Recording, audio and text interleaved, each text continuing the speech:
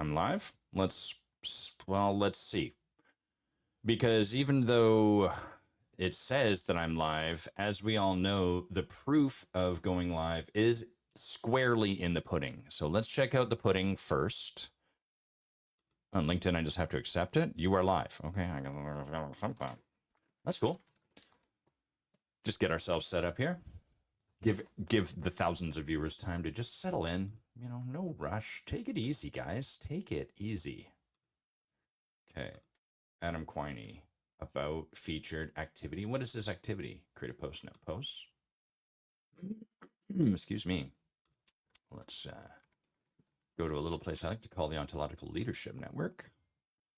And okay, previously live, but are we actually live?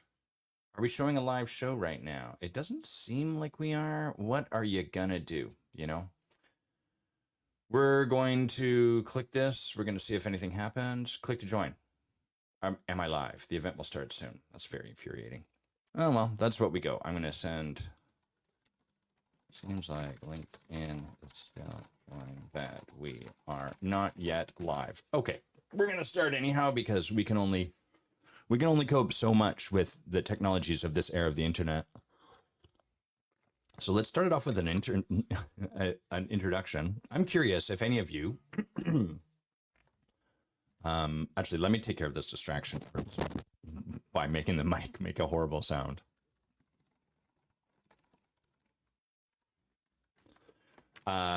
So have you ever started, like, maybe you've been on a podcast, or for example, I'll use this as an example, and then they're like, okay, what's your bio? You're talking with them. And then they're like, okay, I'm going to hit record. And hello, and welcome to the Ontological Leadership Network. I'm your host, Adam Quiney. Isn't that excruciating when you feel that tonal shift in what I would say, like, who they're being? Suddenly there's like this weird performative blah, blah, blah, blah, blah, blah, blah. I had another experience of this. This is not to take these people down a peg. I just want to distinguish what's happening, but I want to give some examples. I had another example of this where Bay and I were in New Orleans and we were taking a tour. It was sort of like a old world cocktails and cool bars of New Orleans tour. So the guide took us around and told us stuff. And like during the tour, he'd be like, and right over here is like an interesting little bar, and you're blah, blah, blah, blah, and so owned it because it was a whorehouse and blah, blah, blah, blah. And then he'd stop and be like, okay, and we're now going to walk to our next thing. And then while we were walking, I'd be like, so how long you been doing this? And the shift in his being was so palpable. Like, it was really clear he was putting on an act. And so I'm curious if you've had this experience, maybe in situations like that, maybe when you're checking into a hotel, maybe it's while someone's bagging your groceries, or just anything, you know, that experience where you're like, ugh, this is false. This is artificial.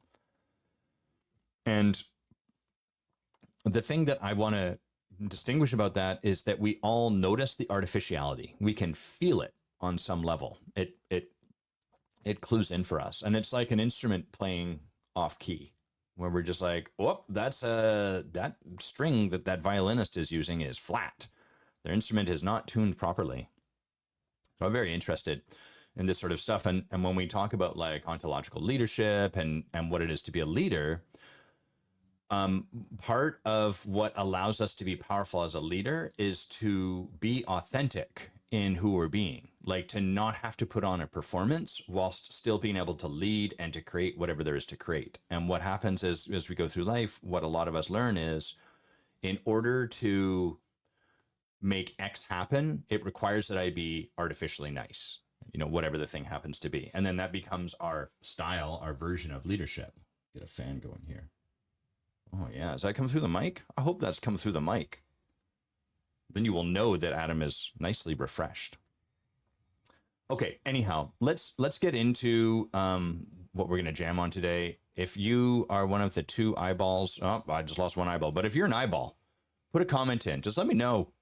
Yo, Adam, I'm here. What's up? So I can give you a shout out, because we're here for those shout outs. What we're going to talk about today is this concept of training, how we train the world around us. And typically when we talk about training, where our mind goes is we think about on the job training. Like I come on the job and you train me how to work the point of sale machine, or you train me how to use my time card, or you train me how to be a welder or whatever it happens to be, or I go to school and I receive training. So this is very overt training. It's training that I am aware I'm choosing into, and it's training that you are delivering to me, and it's kind of like above board. But we also have this other type of training that happens, which is ontological training. And that is training the way I'm training you to relate to me in the world. Put differently, the way I show up tells you a story. The way I show up, the way I respond to you, how I speak to you, how I react to you, that tells you a story about me. And the story is sort of like, it might have stuff like, you can joke with Adam, but don't joke about that sort of thing. Don't joke about his haircut. You can ask Adam for support with stuff, but be careful and make sure he's not having a bad day, because otherwise he'll snap at you. You can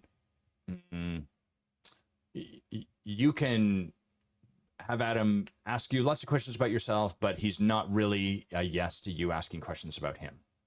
And none of this happens overtly. None of it is me telling you any of that stuff. It's just what you witness and notice from being in relationship with me. So this sort of happens in the fabric underneath our awareness. It's in the world of our unconscious. And so what we want to talk about today is how we create this, and then how this creates our world, and then what this basically, not what this, like how this is problematic, or what this gets us. What's up, David? I'm sensitive too. What does this leave us with? And what does the fact that this is imperceptible, how does that leave us at the end, midway through our lives? Where does it put us? So that's where we're gonna lay out here. So the first thing I'm going to talk about to set this up is I want to talk about how our beliefs guide our actions guide the world around us, because this is really important, and this is kind of one of the foundational pieces of this work. You've probably heard me distinguish this before, but I think it's important just that we revisit it as a primer. So I'll try to do it fairly quickly and summarize it. We have beliefs about ourselves, other people, the world around us, everything in the world. As humans, we're belief-making machines. So we come up with our beliefs. Good people do this. Bad people do that. If you do this, you're nasty. If you do that, you're generous, et cetera, et cetera, et cetera. And then our beliefs have us act in a certain way that is lined up with those beliefs. If I believe you have to work hard to make money, then I am probably either going to find a job that rewards me for working hard and then pays me a lot of money, or I'm going to conclude I don't want to work very hard, and then I'm going to figure out how to live a life where I don't need a lot of money and therefore don't have to work very hard, still consistent with that belief, and so on. So whatever the belief is, our actions are consistent with it in some way, shape, or form. It doesn't mean you do the exact same thing that the belief kind of espouses, but it means that belief some way holds true, and then your actions some way are aligned with it. And then finally, the way we act dictates the world around us. How I act shapes my world into a world that is consistent with how I'm acting.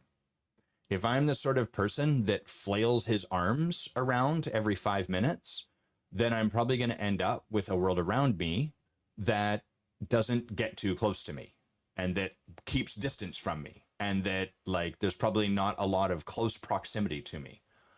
And I mean, that just makes sense, right? And it's easy to see when I'm using an example like that with this ridiculous octopus man who flails his arms around. But this holds true for all of our actions. The way we act creates a kind of world that is aligned with that. And so because of what we've all, there's one last piece I should elaborate here, which is, and the world around us then agrees with our beliefs. Right? It reinforces our beliefs, because then we look around us and we're like, well, blah, blah, blah, here's how it goes. So now that we've laid that out, we can kind of start to look at this idea of how we train the people around us, because it's all a function of that. So the main example would be someone who, let's use an example like someone who doesn't feel that they're respected at work. And so when we meet this person, none of this is starting out new. It's not like they're creating this from the beginning. You, at some point as a child, we come onto this planet and we're like fresh, and then we start to build up beliefs. But it's really interesting because even in the womb, we're being trained on some level. Even in the womb, we're learning, like, is the world a safe place or is the world an anxiety ridden place? You know, like if the womb that we're I guess gestated in is one that is very calm and easy, then that teaches us imperceptibly on some level the world is calm and easy. And if the womb we're in is one that's stressful and like anxiety ridden, then that teaches us that the world is unsafe and anxiety ridden and we need to worry. So we are learning, even though we come onto the world like fresh as children and filled with wonder and innocence and all that, there's still training that's happening. This is ongoing. And at this stage, we're talking about people in their, probably 30s, 40s, 50s, sometimes late 20s. Usually late 20s is a bit hard to start to get into this because in our 20s, we often have the belief like we've got life figured out and it's all working for us. We haven't had time for the consequences of our choices to catch up. We're just present to the benefits. So when we meet someone who we're going to, of course, call Reggie, Reggie, it's not like Reggie is just starting out. Reggie has a world created around him consistent with his beliefs, blah, blah, blah. And Reggie's complaint is that at his jobs, he doesn't get respect. People just don't respect him. And he has a whole bunch of reasons that he's concluded why people don't respect him that are all like consistent internally for him. They make sense to him. Just like, people don't respect me because of the color of my skin, either because Reggie's black or because Reggie's white and now we live in a woke world or whatever the bullshit happens to be. I shouldn't minimize that by saying it's bullshit, but whatever the story happens to be, it's Reggie's got a story like, they don't respect me and here's why. It's justified. People don't respect me for these reasons, because I'm too old, because I'm too young, because I look this way, because I wear glasses and no one else does, because I'm short, because blah, blah, blah, blah. Whatever. So Reggie's story is people don't respect me, and that creates a whole bunch of problems. I get passed over for promotions. People don't want to collaborate with me. My bosses don't bring stuff to me. I don't get the feedback that I need to grow, and therefore I'm held down. And so hopefully you can hear in this telling of Reggie's story, the first thing you can hopefully hear is there's a lot of what we call ad-effectness. He's a victim to the people and around him. There's no real power for Reggie. It's not his fault. The problem is that he's not respected. He's not respected because of something out of his control, his height, his skin color, his eyeglasses, his whatever. And then, excuse me. And then a bunch of knock-on effects happen, like he gets passed over for promotions, blah, blah, blah, et cetera, et cetera. So I'm pausing.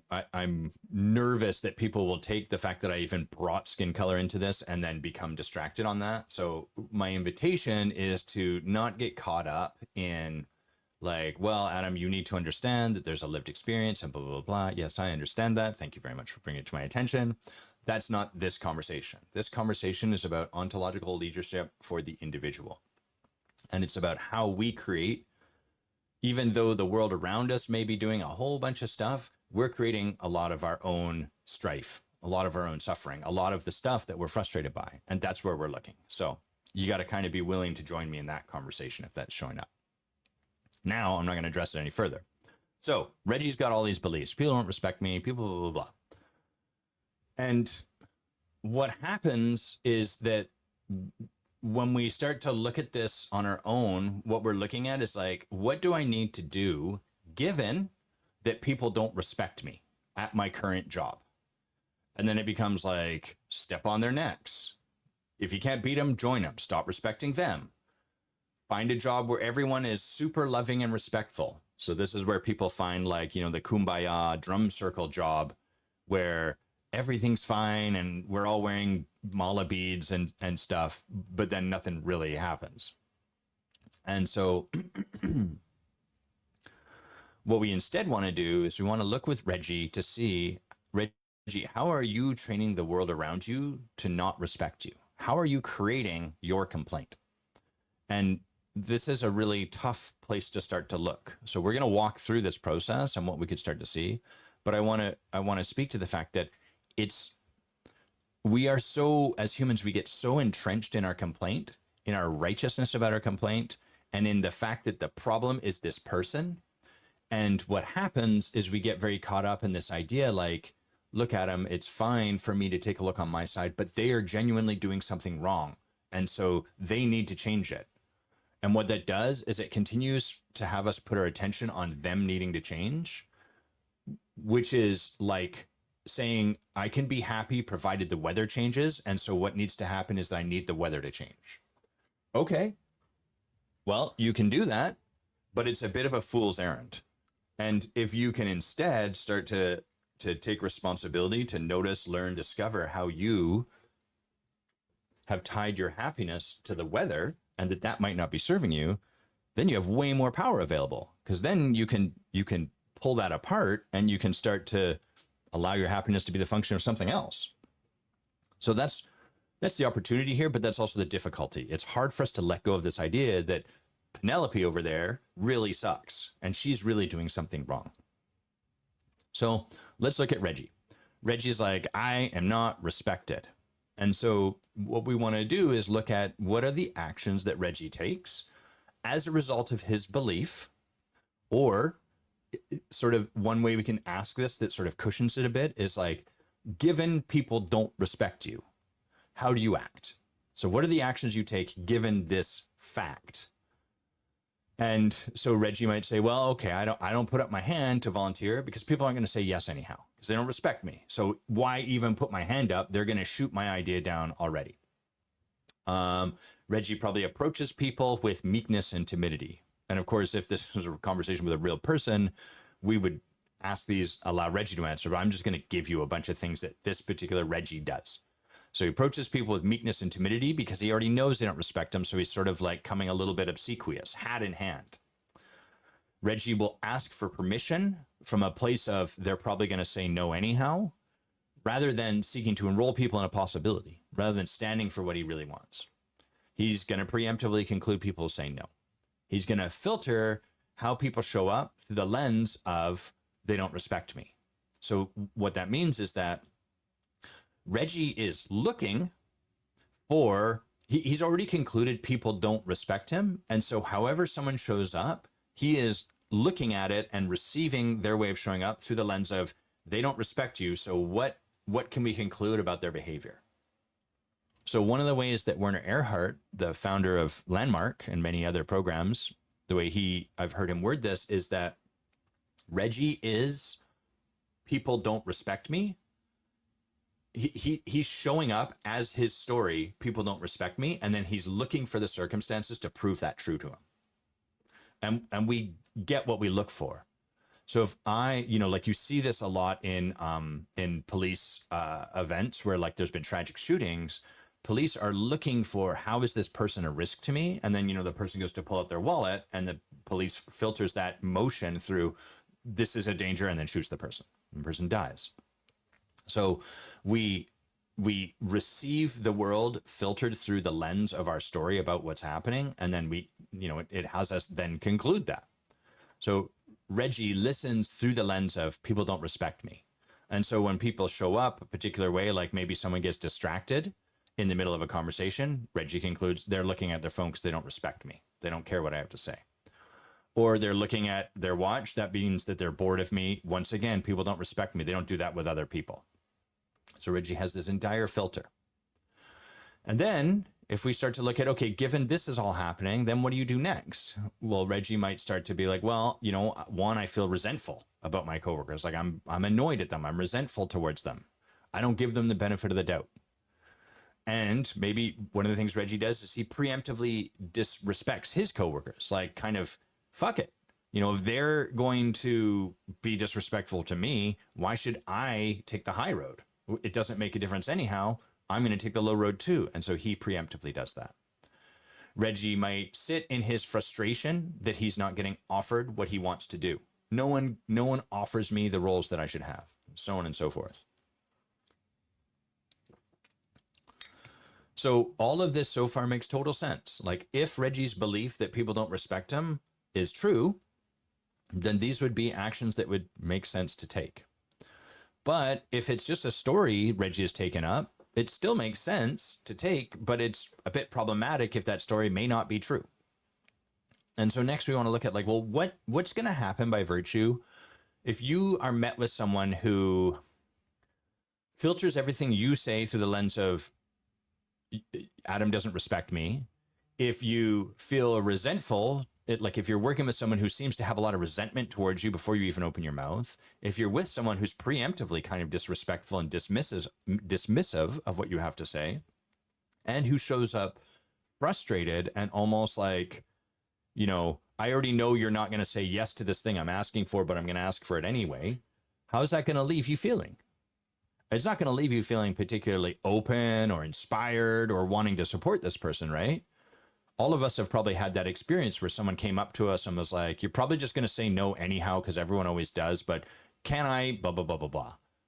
And just ask yourself, like, how does that request leave you?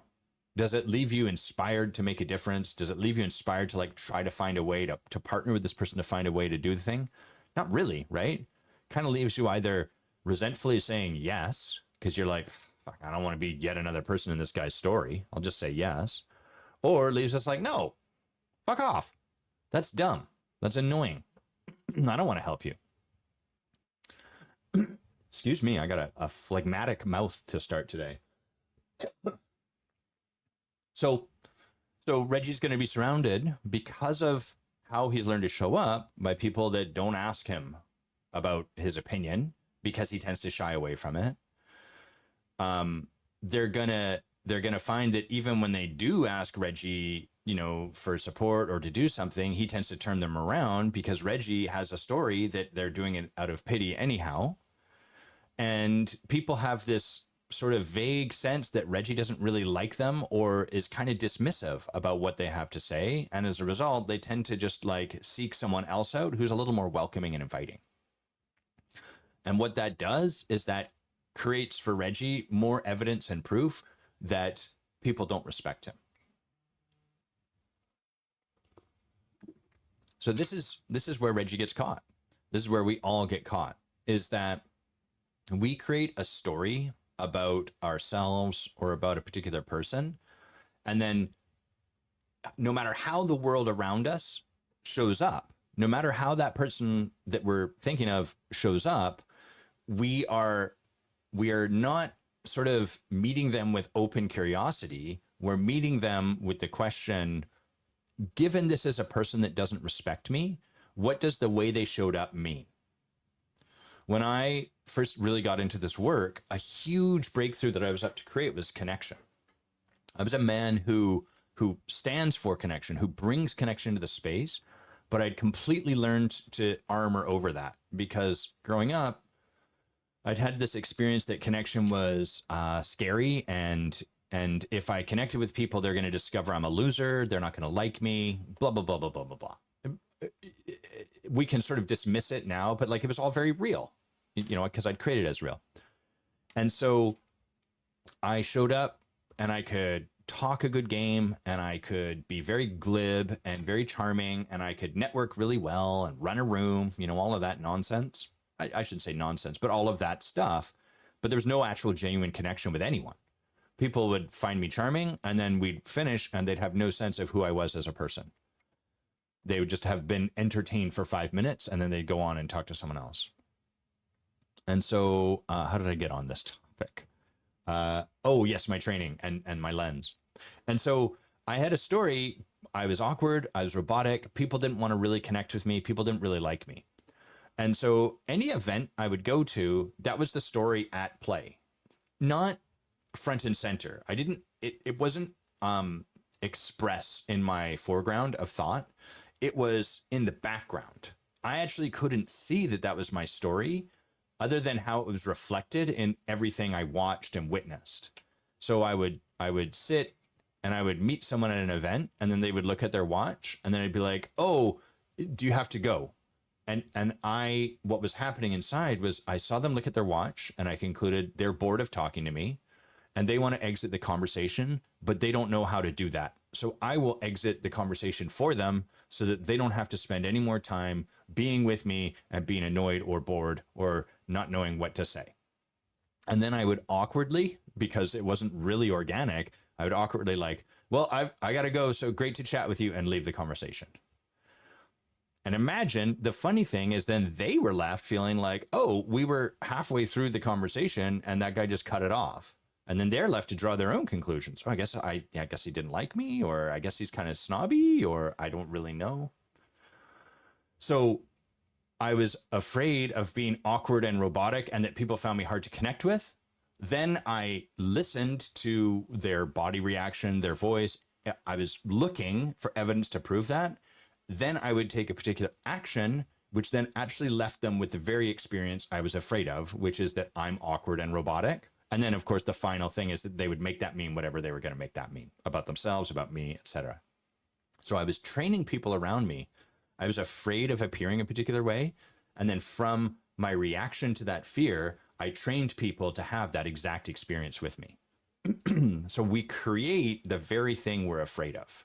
What we are afraid of being in the world, we actually create more of. Because from our fear, we have to do something about it. So if these days I can really own like who I am in a room is connection. And also sometimes I'm really awkward and weird.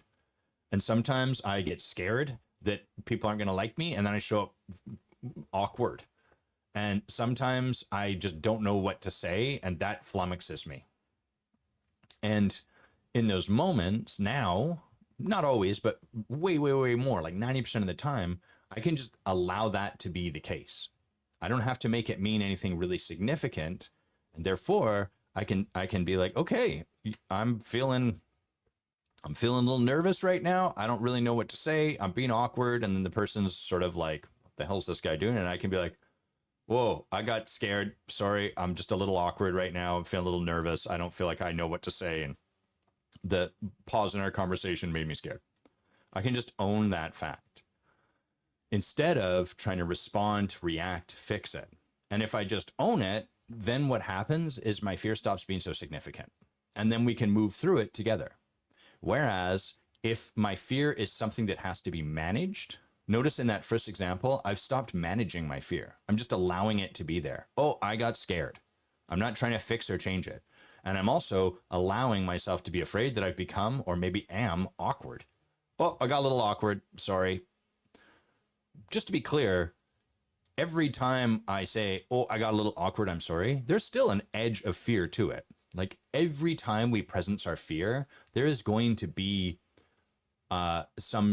we are stepping over the threshold of our fear.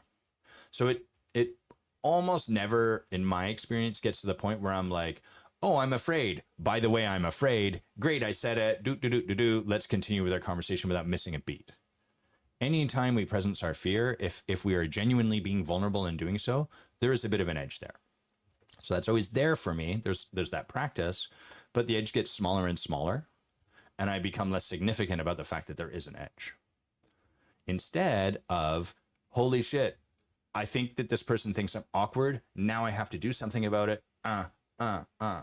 And this second pattern I'm describing, this thing that happens when we train the world and when we have to react to it, what happens is we have a fear about how we may be perceived or who we may be or whatever, and then we react to that, and then that reaction creates a ripple in the world around us, and then that ripple in the world around us reinforces our belief about ourselves, and then that requires a bigger reaction, and it just expands and expands and expands. So our fear, interestingly enough, reshapes the world in its own shape, because it makes us put energy, it compels us to put energy into it. And the more energy you put into something, the more that something takes shape. So this is when we're training the world around us, what's actually happening is we're afraid of something. I'm afraid I'm not respected. I'm afraid I don't have value. I'm afraid people don't like me. I'm afraid I'm a disappointment. Then we grab evidence to prove it. We filter the world around us to prove that truth. And then we act either in alignment or in reaction to it. So when we're acting in alignment, it's like, people find me awkward and uncomfortable. I'm going to end the conversation. The alternative, like the reaction to it, would be sort of like, oh, this person finds me awkward and uncomfortable. Fuck them. I'm just going to show up free from whatever, and I'm not going to care at all. I'm just going to be Adam. And in that example, what happens is there's still no connection. In the first example, I sever the connection because I can't be with the feeling of awkwardness that shows up. In the second example, I don't really sever the connection. I just bulldoze it. I decide me being me is what matters, and you can take it or leave it. There's no real connection in that. So that's kind of, we end up with these two poles of patterns. Okay, let's see what else I want to talk about as far as training is concerned. And if not, it might be a nice, I was going to talk about how we overcome this. Let's pour some tea and then come back to this. Mm-hmm. Mm-hmm. Pour a bunch of it out of my tea paddle onto my carpet. That's good. There we go. Okay. So there's a couple of challenges, and then we're going to come to how you actually work with this. The challenge is that I think the most challenging part about this is our insistence on coming to grips with the fact that we are perpetuating the thing that we are judging other people for. This is the edgy part. This is the part that I think personally is in the way of a lot of like what right-wing people call woke movements. So I think it's really important that we start to take a look at like systemic contexts that hold people down, that cause problems, and I'm all for that. And simultaneous to that, I think if I am someone who wants to be a leader and continues to point to the problem over there without taking a look at how I may be co-creating it, then I am forever going to be on some level a victim to that experience, to that thing that I am pointing to. And, woke, EIB, all of this stuff is like big, thorny issues, but this applies across the board because whatever it is for you is whatever it is for you. Whatever your complaint about the world is, you on some level are training people to show up that way for you. You on some level are co-creating that. And it's really tough because this is not to say that there aren't people that are victims, that there aren't people that are, there are people that are not yet ready for this kind of conversation. We can't thrust people into a leadership-based conversation. We can only open the door and invite them into it.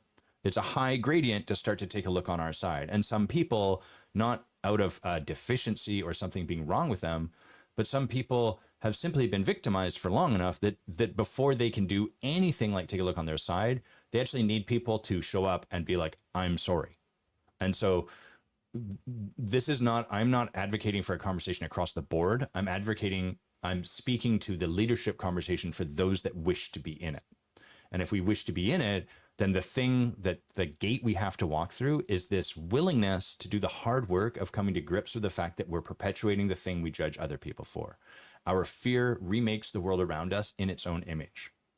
And because we can't accept this responsibility, this possibility, because we are, hell no, I would never do that because I hate people that do that, it remains perpetually invisible to us. And because of that, we can't see that we're the cause of the very thing in our lives, our immediate experience of our lives that we are fighting against. And thus we remain deadlocked in a struggle. We perpetually create more and more villains to then be a crusader to fight against, which creates more and more villains. I have a good friend who is very, I guess the derisive term maybe these days, I don't know if it's derisive or not, but you would call her a social justice warrior. She's amazing, like super talented, really cool, has led a very beautiful life, very committed to like equality, unity, love in the world. Cannot see how hateful she is towards people on the other side that don't share those values with her. And And that's sort of like trying to bring more love into the world by hating hate out of it. That's not how it will work.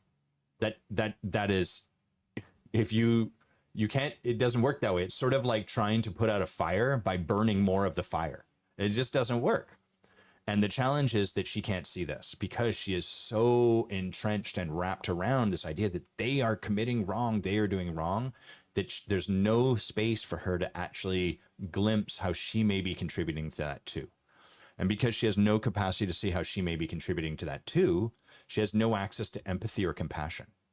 If we cannot see how we are also creating some of that in the world, we cannot empathize over there. If I believe that evil is something over there, then I cannot empathize with it. And if I cannot empathize with it, I can't see how I might be co-creating it, and I cannot bring love to it. And so as a result, she's perpetually locked in this battle and gets angrier and angrier and angrier as time goes on about all the injustice and all of the wrongs. And that's just not how we heal collectively. So this is kind of how we get stuck. And so here's how we overcome it. First, the best thing you can do is you can start to get clear on like, what are your perennial complaints about other people? So what do you judge other people for? And I think it can be helpful to look through the lens of in relation to yourself. So you could judge other people for being like shitheads. You could judge other people for being slow and stupid. You could judge other people for being weak. But it can be even more powerful to look at like, all of those present great places to start to look and see yourself. But I think in the context of our conversation today about how you may be training the world around you, it can be really great to look at what do I complain about in other people or judge other people for in relation to how they show up with me. So it might be like, people always talk over me. People never want to hear my opinion. People don't want to come to my party. Oh, that one hits a little too close to home. I got some work to do. Maybe I'll take a look at that with the rest of our time here. People don't want to come to our party. People don't love me. People don't want to be in a romantic relationship with me. So some version of like people and then what they do or don't do with regards to you. So take a look at that perennial complaint. And then what there is to do is to take on noticing how you create that. How do you create a situation or an experience where people, for example, don't respect you? How do you create a situation or experience where people don't love you? How do you show up in a way that would train people out of doing that thing or train people into doing that thing? This is so powerful when you start to see this. And it's important to approach what I'm describing here as take on noticing from a place of discovery, from a context of discovery, not a context of knowing. So whenever we have a practice, you've heard me say this before, and it bears mentioning again. Whenever we have a practice designed to help us see something new, the first thing that the ego/mind wants to do is look through the lens of, well, where do you know you already do this? So often when I'm coaching people, I'll be like, okay, here's something I would suggest. Take on noticing how you blah, blah, blah. And they're like, I already have the answer. Great. Amazing. Glad that you already have like a couple answers. So those things, while good and good that you can see that, that's not what we're looking for. We are not looking for the answer you already know, because that exists inside the world you already know, and there's nothing new there. You already know it. So the work when we're taking stuff on from a context of discovery is you have to go and seek it out where you don't expect to find it. You actually have to go into your life and sort of like allow for the possibility of being surprised where this shows up. So great, I already know that I judge people for being like stupid or whatever. I already know how I create the situation where people don't want to hear my opinion at trivia night. I already know that.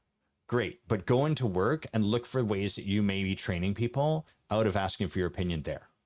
Look with your relationship with your wife. Oh, well, it definitely doesn't happen with your wife. Great, definitely look there.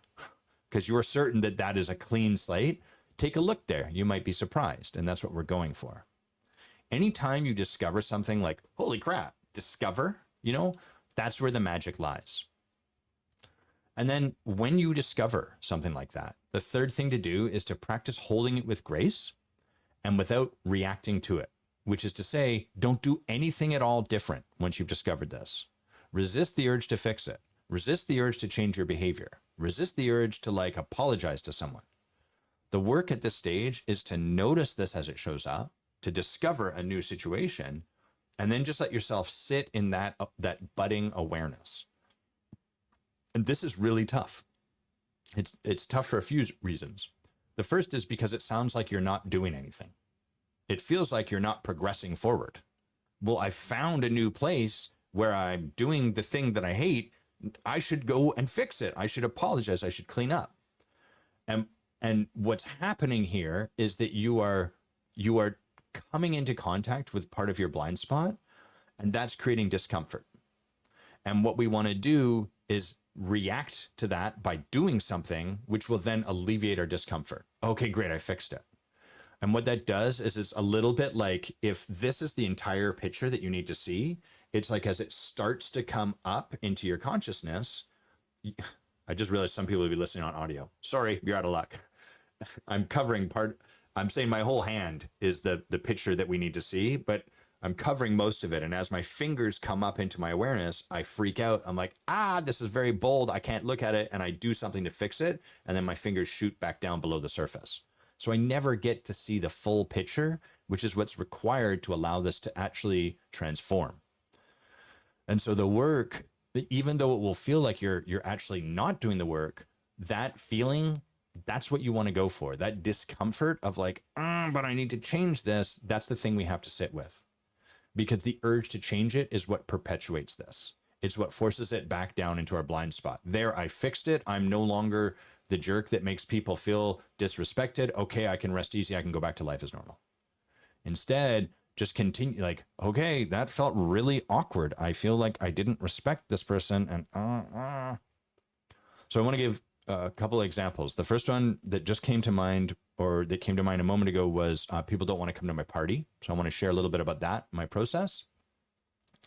And I'll share another version of this, which was I was sitting in plant medicine ceremony, and someone had, there was this point in the night where people were invited, if they wanted to put their voice into the space, to sing, to offer something, please do, and someone had said, he spoke, and he said, like, I'm feeling really tender. So if I start crying in the middle of this,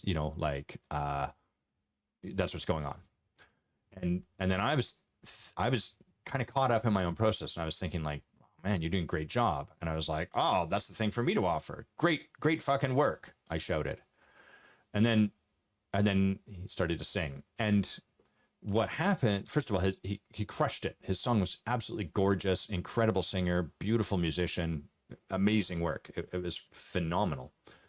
But while he was singing, what was happening internally for me was an increasing amount of discomfort was growing in me. And the discomfort was, I was like, oh, this person just shared how tender they were. And then I spoke from a place for me, like, oh, here's the thing for me to say to like contextualize what they're thinking, or here's like the reframe, or, whatever it happened to be. And I had this experience of like, Adam, you asshole, like, way to step over someone's tenderness, which has been kind of a always there fear of mine, that I can be harsh, that I step over people's tenderness, including my own, that I don't really kind of honor the softness that's showing up for people, that I'm too rigorous, all of this sort of stuff. And so all of this is getting triggered. I'm just sitting there, he's singing. And what's happening is I'm feeling this discomfort. And then there's like a follow-up, which is like, oh man, what am I going to do? How do I resolve this? And I was like, okay, well, as soon as he's done, I could say like, I'd like to share something. And I could speak an apology into the space where everyone could hear it. And then I was like, oh, or like, as soon as he finishes, I'll grab his hand and I'll talk to him and blah, blah, blah. And I could like ask to meet with him and the other person that we're working with, and we could talk this through. And so like all of these things that I could in theory do, to what they would do is they'd alleviate my feeling of discomfort. They would help me get over the internal experience that is, fuck, here's one more piece of evidence that you're an asshole. Here's one more piece of evidence, Adam, that you're harsh. Here's one more piece of evidence that you don't care about people's tenderness and you step over it and you're a jerk and that's how people experience you and blah, blah, blah. So all very reactive to the fear. And what had happened was I discovered one of these places where I created this experience that I might be stepping over people's tenderness. And so my work in this moment was to really just sit with this discomfort and allow myself, like, give myself permission, like, you don't have to do anything. Just sit here for a while, like, hang out in this. Don't try to fix it. Don't try to make it go away. Don't try to convince yourself it's not true. Just sit with it, right? Because the other thing I could have done was engage in this conversation internally where it's like, oh, that wasn't insensitive because X, Y, and Z. And don't worry, you're not stepping over people's tenderness because A, B, and C. All attempts sort of from my mind to alleviate the experience I was having. And the real work for me is in those moments to, like, just sit with that experience and let it be. Just let myself feel that way. And so, we finished the night. He sat down and then a few other people sang. And then, like, we sat around for a while and then the ceremony was closed. And at the end I said, hey, can I clean something up with you? And he was like, yeah, what do you want to clean up? And I shared about this whole process and he was like, huh. Yeah, I didn't get any of that. It was like, what? Really? It's like, yeah, no, I didn't. None of that landed on me. I was like, cool. Well, I'm glad I cleaned up. And he's like, yeah, I'm glad you did too. Thanks. And so the risk here is then we take that response from him and, like, see, there was nothing to worry about in the first place.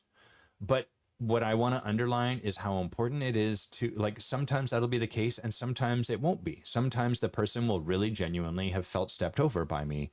And what's important is not trying to convince ourselves of one thing or the other. It's learning to develop this capacity of equanimity, to just sit with this experience that we may not like and allow it to just be. So that's that. Let's talk briefly. I want to take a look for myself about this. People don't want to come to my party. So I'm just going to go through this a little bit to model kind of how it goes so you can see what I'm talking about. I don't have this distinguished. I'm just going to take some swings right now. So the perennial story for me is people don't want to come to my party. They don't want to, and my party is whatever my party happens to be. So it might be literally a party, or it might be my community that I'm trying to create, or it might be to join my mailing list, or it might be to become a client. Anything that's sort of like, people don't want to come over here and be a part of what I'm creating. That's kind of the ongoing story. So the beliefs around that are like, people aren't interested in what I have to do.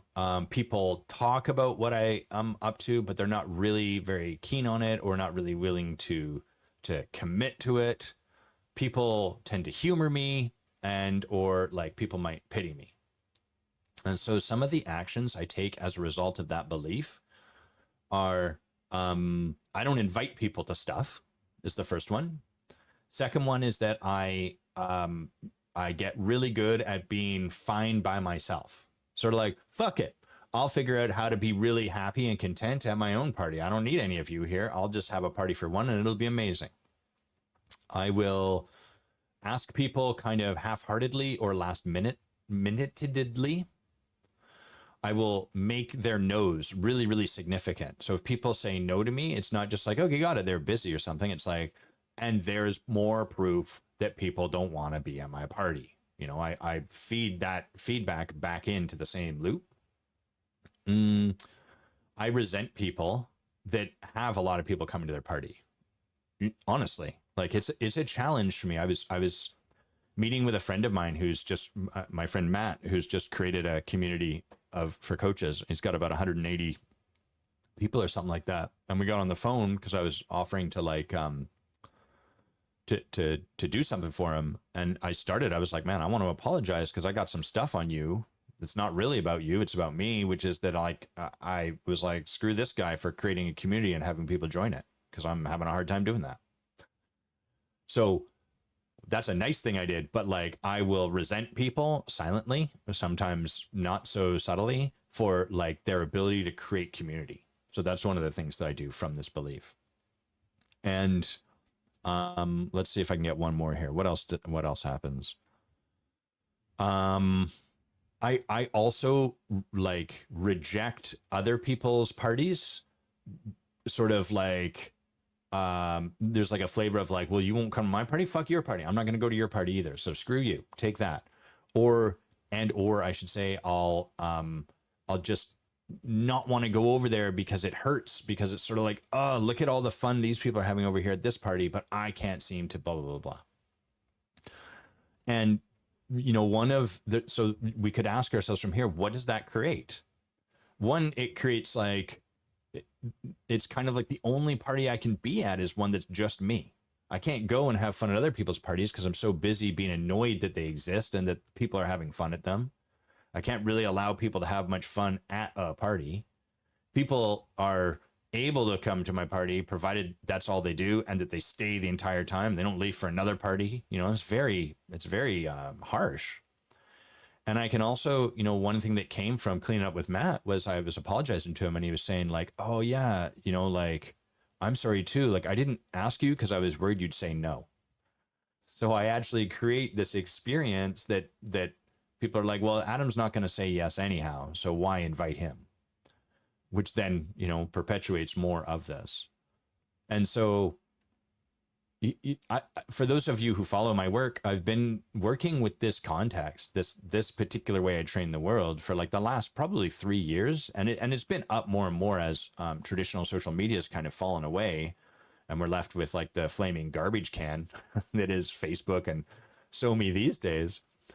And it's not. I want to be really clear. It's not resolved. I don't have it like I don't have it by the tail. It's not handled. It's just something I'm continually distinguishing and working through and learning how to hold with more grace and noticing how I create it, practicing not relating or not reacting to it or doing stuff with it, and continuing to work with it. So that's kind of how we train the world around us, and that's an example of how I train the world around me.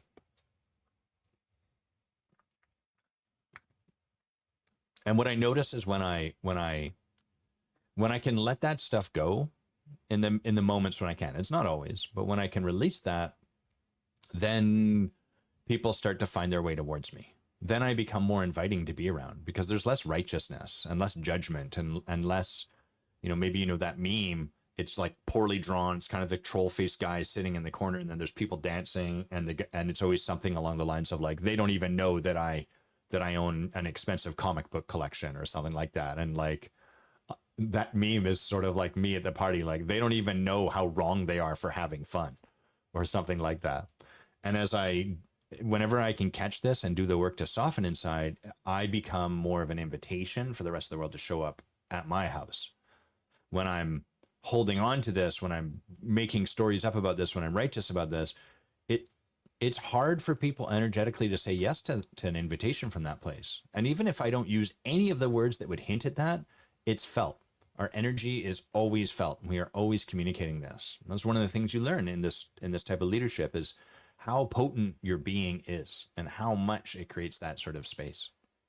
So, this work that we've gone through today is really powerful for like, leaders at high levels, C-suite, corporate executive leaders, VPs, that sort of thing, because their complaints about their staff are almost certainly a reflection of how the leader is being. How are you being as a leader that is causing or creating a clearing in which this is showing up? And that is a kind of a fancy or maybe a more nuanced way to ask, like, how are you training your staff to be this way? What is the training subtly that you are creating for them that then has them show up in this manner? I like to ask that one when people say, you get a leader who's like, oh, I say there's an open door policy. I ask people to come and speak to me. I tell them that we're really committed to feedback, and then they quietly quit. What the heck? People suck. Millennials don't know what they want. They're the worst. And my question is, how are you training them to do that? And they're like, oh, I don't know. I've done everything. Yeah, great. So you've looked immediately at what you know, but now we have to look at what you don't yet know. So how might you be training that in them? How are you showing up that has them not bringing this to you? Who are you being, in spite of what you're saying or doing, et cetera, et cetera.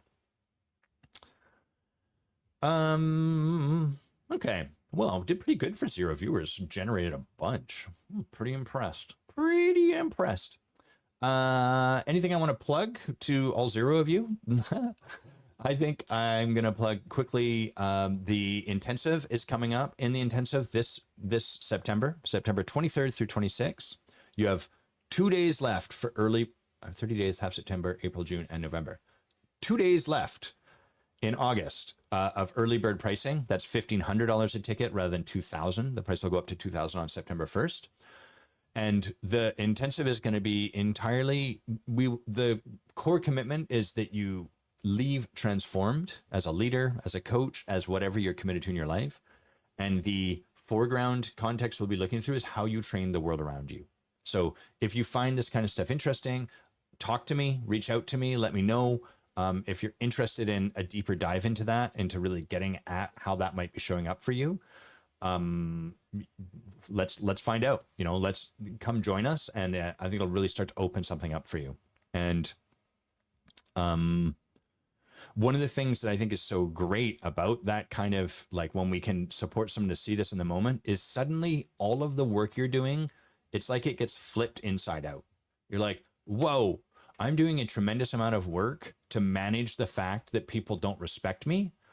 But now that I can see that I'm actually significantly contributing to them not respecting me, all of the work I was doing can kind of fall away. Because if I became a master firefighter in my life and learned how to put out 1 million fires, and suddenly I start to realize and in that life, I'm exhausted because I'm always running to the next fire. If I start to discover, whoa, I'm lighting 75% of the fires I'm putting out, that's a lot of work we can drop. And so that's the possibility of this work, is a lot more ease for you in your life, a lot more freedom, a lot more energy, a lot more time, and a lot more spaciousness, presence, a lot of that. So that's the promise. That's the possibility of this intensive coming up. You can learn more about that at evergrowthcoaching.com/the-intensive. Let's put this in this chat here. Share your referral link. I don't have a referral link. I just want to write a comment. Can I write a comment? I can't even write a comment. Oh, wait, can I do it to Facebook? Can't post comments to some destinations. Amazing.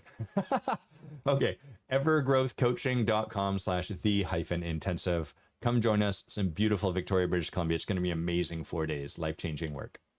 Thanks for tuning in, and we'll catch you guys next time. See you later.